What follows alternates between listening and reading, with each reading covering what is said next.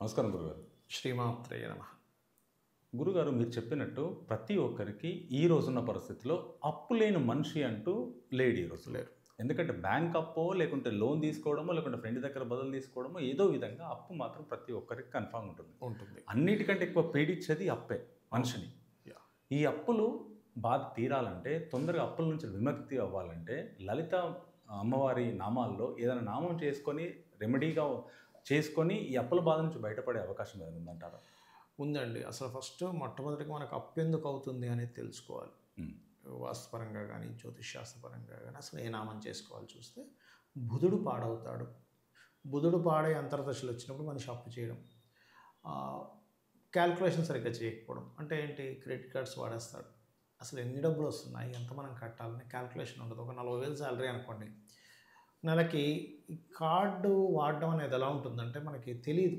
మనం ధనం ఖర్చు పెడితే తెలుస్తుంది మన కళ్ళ ముందు, కానీ కార్డు అనేది ఇలా వాడేస్తూ ఉంటాం. అది వేలికి వేలు కొంచెం కొంచెంగా నెలకు తిరిగేసరికి 20,000 కట్టాల్సింది ఉంటుంది ప్రతి నెల క్రెడిట్ కార్డు బిల్లే. మరి వచ్చే 40,000లో 20,000 కడితే 20,000తో ఇల్లు నడవదు. మళ్ళీ ఇంకొక అప్పు, ఆ అప్పు కట్టడానికి ఇంకో అప్పు.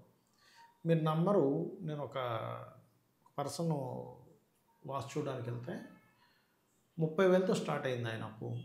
30,000తో స్టార్ట్ అయిన అప్పు. అలా ఆ అప్పు ఇచ్చిన వ్యక్తి ఇంకోటి అవసరం ఉండి తీసుకొని దీనికి వడ్డీ కట్టడానికి అయ్యో ఇప్పుడు డబ్బులు అడ్జస్ట్ అవ్వట్లేదు కానీ ఇంకో అప్పు చేసి అలా 4 కోట్లు అప్పు అయింది. నమ్ముతారు? 30,000తో 4 కోట్లు. 30,000తో ప్రారంభమైనటువంటి అప్పు 4 కోట్లు చేరుకుంది. అప్పుడు వాళ్ళ ఇంట్లో వాళ్ళు పూనుకొని వాళ్ళకున్న ఆస్తులు అమ్మేసి అప్పు తెచ్చారు. అది ఎవరికి అవుతుంది అలాగా అంటే బుధుడు పాడవడం కానీ 6వ స్థానం యాక్టివ్గా ఉండే మహాదశలు నడిచినప్పుడు అలాగా చిన్నదే అనుకుంటాము, అంత దాకా వెళ్ళిపోతుంది. అర్థమైందండి? అలాంటప్పుడు మనకి శాస్త్రంలో చెప్పింది ఏంటంటే మొట్టమొదటిగా అసలు ఎవరు ఆ 6వ అధిపతి అనేది తీసుకోవాలి. జ్యోతిషాస్త్రం తీసుకొని దానికి సంబంధించిన దానాలు ఇచ్చుకుంటూ ఓం అపర్ణాయై నమః, దీంతోపాటు ఓం సంపత్కరీ సమారూఢ సింధుర ప్రజసేవితాయ నమః. మీకు అనిపించవచ్చు ఏమండి మరి అపర్ణాయ నమః అనుకుంటే అప్పులు అలా ఎలా తీరుతాయని. మీకు ఇప్పుడు ఇందాక మనం అనుకున్నాం, మనం 60,000 రూపాయలు 40,000 రూపాయల శాలరీ అయితే 20,000 అప్పు అయిపోతుంది 20,000తో నడవకని. అప్పుడు ఏమవుద్ది, ఈయన స్థితి మారు ఒక 60,000 శాలరీలోకి వెళ్ళగలుగుతాడు. అప్పుడు ఈజీ అవుద్ది కట్టడం ఈయనకి. దీనికి మనకి శాస్త్రంలో దీనికి ఒక చక్కటి వృత్తాంతం కూడా ఉంది. ఒక ఊరిలో ఒక సద్బ్రాహ్మణుడు ఉండేవాడు. ఆయన చాలా సాత్వికుడు, చాలా మంచి వ్యక్తి. వాళ్ళ తండ్రులు తాతలు చేసిన అప్పు ఈయన మీద పడింది. ఈయన చేయలేదు యాక్చువల్ చెప్పాలంటే. అది కొంచెంగా తీర్చుకుంటూ వస్తున్నాడు, ఏదో నచ్చ చెప్పుకుంటూ ఇవాళ రేపు అని అలా తిప్పుకుంటూ మొత్తం మీద అలా చేసుకుంటూ వస్తున్నాడు లైఫ్.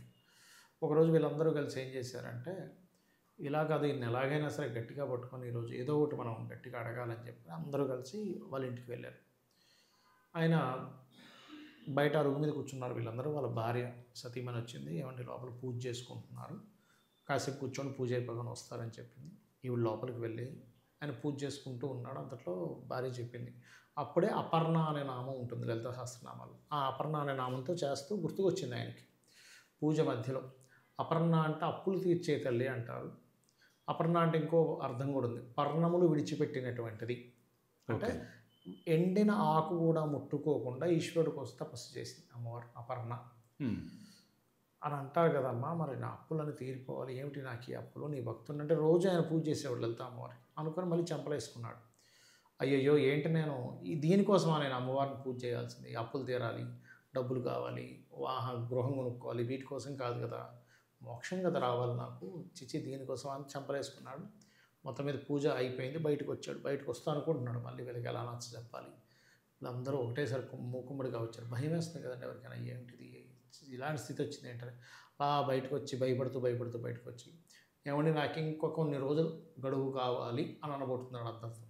వాళ్ళు వెంటనే ఏమిటి కొన్ని రోజులు గడువు ఎందుకు, మా అందరూ అప్పులు ఇచ్చేశారు కదా మీరు, మీ అమ్మాయి వచ్చింది, చిన్న అమ్మాయి ఇంతుంది, ఎంత ముద్దుగా ఉందో ఆ అమ్మాయి, పెట్టబట్టుకొని వచ్చింది లోపల నుంచి, ఎవరెవరికి మా నాన్నగారు ఎవరెవరికి అప్పులు ఇవ్వాలని అడిగింది, అందరికీ ఇచ్చేసింది, మాకు ఎవరెవరికి ఎన్ని డబ్బులు ఇవ్వాలి.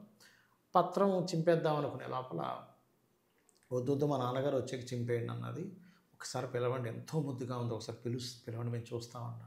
ఆయన అక్కడే కూర్చుండిపోతాడు. కూర్చునిపోయి కళ్ళల్లో నీళ్ళు తెచ్చేసుకుంటాడు. ఏమైందంటే, అసలు నాకు పిల్లలే లేరయ్యా, మీరు ఎంత అదృష్టవంతులు, రోజు నేను పూజ చేస్తాను, నాకు ఇప్పటిదాకా అమ్మవారి దర్శనం జరగలేదు, మీకు కలిగింది అని ఆయన ఒకటే ఆనందపడతాడు.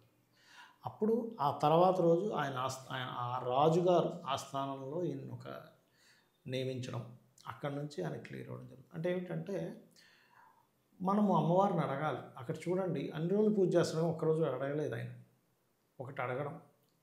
మరి ఈ కాలంలో కూడా అలా చిన్నపిల్లలాగా వచ్చి అందరికీ పంచి పెడుతుంది అంటే ఇది కలియుగం. కలియుగం కాబట్టి, కలి మహిమ కాబట్టి ఇప్పుడు ఇంకో రూపంలో మనకు అవకాశం వస్తుంది. అందుకని అపర్ణాయే నమః సంపత్కరీ సమారూఢ సింధుర వ్రజ సేవితాయ నమః. బుధుడు స్థానమైనటువంటి ఉత్తరం పాడైన అప్పులు పెరుగుతాయి. లేదా ఒక్కోసారి కొంతమందికి మన ఇంట్లో తెలియక ఏం చేస్తామంటే, అందరూ కూడా మాస్టర్ బెడ్రూమ్లో నైరుతి మూల బీరువా పెట్టుకుంటారు. ఎందుకు అంటే బరువు ఉండాలి అనే సెంటిమెంట్తో. కానీ ఒక్కొక్కసారి ఏమవుతుందంటే అట్టిల్ట్ అంటారు.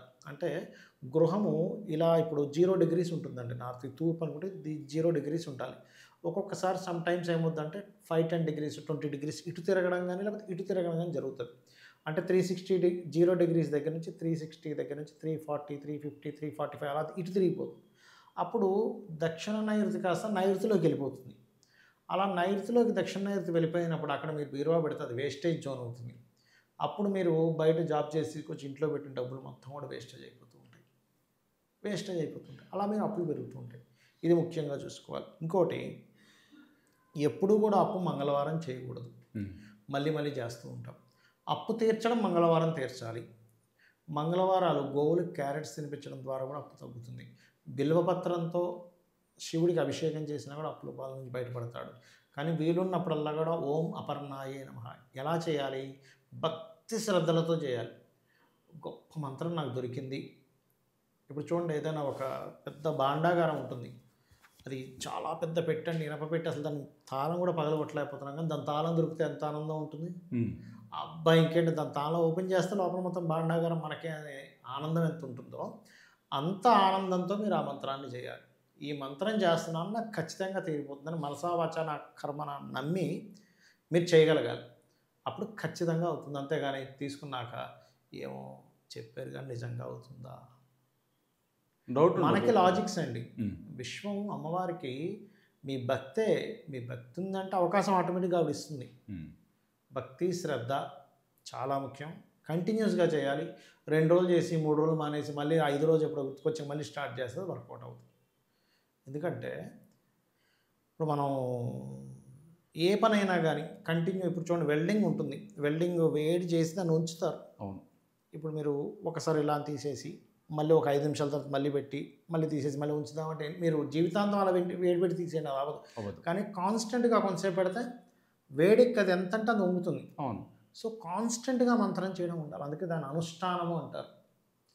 అనుష్ఠాన బలం అంటారు. అనుష్ఠాన బలం అంటే ఏంటంటే రోజు నిత్య పూజ లేదా నిత్యం ఏదైనా ఒక మంత్రం పట్టుకొని చేయడం. ఇవి ఖచ్చితంగా వాళ్ళని అప్పటి నుంచి బయటపడేస్తాయి. ఎందుకంటే చాలామందికి అప్పుల్లో ఉన్న వాళ్ళకి అప్పులు తీరి ఆ అప్పుల బాధ నుంచి బయటకు రావడానికి చక్కని మంత్రాన్ని చాలామంది చెప్పారండి నాకు. ఏమంటే మీ యూట్యూబ్లో విన్నాము, చాలా చక్కగా తీరాయి మాకు. నిజంగా అసలు అప్పటి వరకు మేము ఎందుకు అప్పులు చేస్తున్నామో కూడా అసలు ఒక ఫ్లోలో ఒక మత్తులో వెళ్ళిపోతూ ఉన్నాం. దీని నుంచి అక్కడ నుంచి ఇక్కడ అడ్జస్ట్ చేసుకుంటూ వెళ్ళిపోతున్నాం. కొంతమంది ఎలా అయిపోద్దంటే లైఫ్, ఈ మనీని తీసుకొచ్చి ఇక్కడ అడ్జస్ట్ చేయడం, మళ్ళీ ఇక్కడ అయిపోయింది, ఇప్పుడు ఇక్కడ తీసుకొచ్చారు ఇక్కడ దానికి ఇంకో దగ్గర అడ్జస్ట్ చేయడం, వాళ్ళ లైఫ్ అంతా రొటేట్ చేయడంలో ఉండిపోతుంటారు, రొటేషనే చేస్తుంటారు. మళ్ళీ వాళ్ళు తిన్నది ఉండదు, ఏముండదు. అప్పుల రొటేషన్ ఎలా ఉంటుందంటే రోజుకి అలా దూరిపోతారు. ఇందాక చెప్పాను 30,000 నుంచి 4 కోట్లకు అప్పు వెళ్ళిపోయారు. అవును. మీరు చెప్పిన చక్కని మంత్రాన్ని అపర్ణాయ నమః మంత్రాన్ని చేసుకొని మన ప్రేక్షకులందరూ అప్పుల బాధ నుంచి బయటకు రావాలని కోరుకుంటూ చాలా ధన్యవాదాలు. శ్రీమాత్రే నమః.